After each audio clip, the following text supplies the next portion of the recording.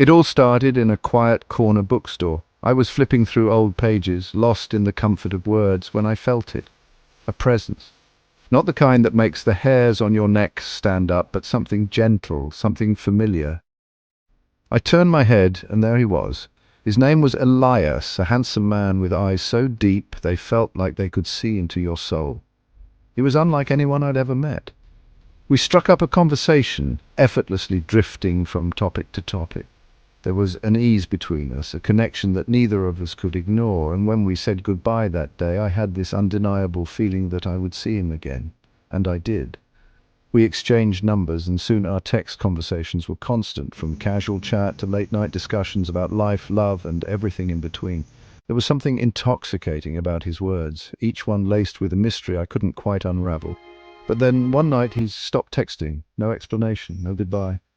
I tried to brush it off. Maybe he was busy, maybe he needed space. But days turned into weeks, and there was still nothing. I was left hanging in the silence of unanswered texts, wondering if our connection had been a figment of my imagination. Then, one evening, I went back to that same bookstore, seeking solace among the familiar shelves. And there he was again, standing in the exact spot we had met weeks before, looking just as he had that first day, alive with a kind of radiance I couldn't understand. "I didn't ghost you," he said softly, his voice carrying a weight of sincerity. I blinked, stunned. "What do you mean? You stopped texting me." His eyes dropped for a moment, and when they met mine again, there was something different about them, something transparent I never meant to. It was because of me, who I am. Before I could respond, the reality of the situation hit me. Elias was no ordinary man. He wasn't alive, at least not in the way I understood it. He was a ghost, a spirit trapped between worlds. "I'm sorry," he whispered, his voice tinged with regret. "I never wanted to hurt you, but I was scared. I didn't want to pull you into my world, where I can't truly be with you."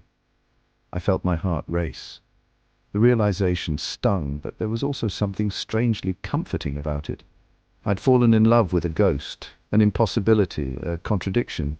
Yet somehow I knew he was my soulmate. "Why didn't you tell me sooner?" I asked, my voice shaking. "I thought if I did, you'd run away. That you'd be too scared to even look at me. But how could I run from someone I felt so deeply connected to?" Even knowing the truth, the pull I felt toward him was undeniable, and so we were stuck in this strange in-between place.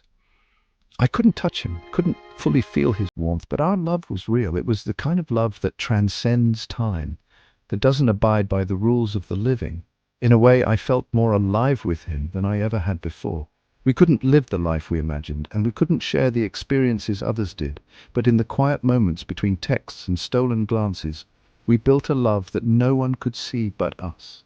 A love that didn't require physical touch, only the kind of connection that resonates through the soul. He couldn't stay away, and I couldn't leave. We were stuck, bound by forces greater than time or life itself. But perhaps that's what soulmates were meant for, finding each other, no matter the barriers. And so we continued our journey together, caught between worlds, but never apart. Because when you fall in love with your soulmate, not even death can sever that bond.